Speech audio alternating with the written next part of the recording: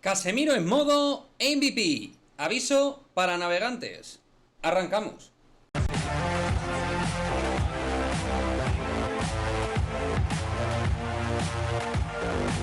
¿Qué tal, chicos? Muy buenas, bienvenidos a un nuevo vídeo aquí en Madridismo al Día TV, vídeo en el cual vamos a hablar de Carlos Enrique Casemiro, que ya sabéis se ha llevado la Supercopa de Europa, al igual que el Real Madrid, pero es que encima se ha llevado el trofeo al MVP de la final de la Supercopa de Europa, siendo elegido mejor jugador de la final. Y esto a mí sí que me parece un aviso para navegantes en el primer partido oficial que hayamos visto esta versión de menos a más de Casemiro dentro del hasta ahora el partido más importante de este inicio de campaña, porque hay que tener muy en cuenta que esta temporada hay muchísima competencia dentro de la medular madridista, con Camavinga, que ya estaba llamando y reventando la puerta la temporada anterior, y ahora con Aurelien Tchouaméni, que ha valido 80 millones de euros, pero es que encima es un auténtico jugadorazo, posiblemente el mejor proyecto de pivote defensivo del mundo. O sea que Casemiro tiene que ponerse las pilas.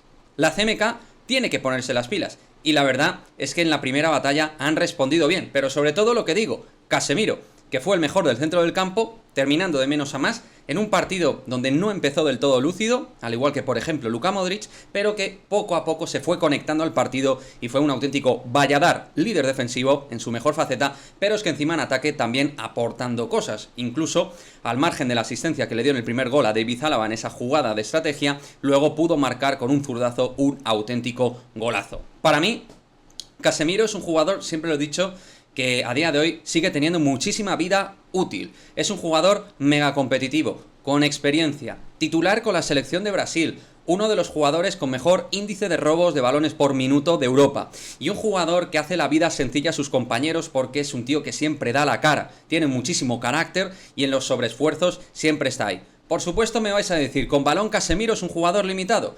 Yo creo que es un jugador plano, algo plano, es decir, no es un jugador con una cuota de talento para mover al equipo, pero porque nunca ha sido su funcionalidad mover al Real Madrid.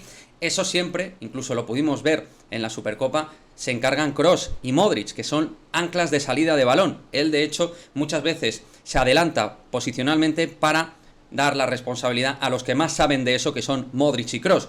Y me diréis, bueno, Quique, pero como jugador 5 que es posicionalmente, en eso debería ayudar más. Sí, pero también hay que decir que es un jugador que, por ejemplo, tiene un muy buen pase en largo. En corto a veces le cuesta porque es algo lento, porque en los giros a veces se despista y le cuesta acelerar, pero en cambio en el juego en largo es un futbolista que te puede aportar cosas, como digo, con un pase en largo más que interesante. Y luego a nivel defensivo, lo dicho, no vamos a descubrir nada nuevo de este jugador, tanto en el juego aéreo como en el juego en raso. Para mí, un jugador aún muy importante, que no debe ser titular indiscutible para mí, pero que es un jugador de rendimiento inmediato y que además, como dijo Ancelotti, y yo me quedo con eso, Tchouaméni, cuando le preguntaron en rueda de prensa, pues dijo respecto a Tchouaméni que Tchouaméni va a aprender mucho de Casemiro. Y es verdad, decirme un 5 defensivo, insisto, defensivo mejor que Casemiro en las últimas 6-7 temporadas. Es que no lo vas a encontrar. Es el jugador más constante y regular, que por supuesto a veces te puede desesperar en algún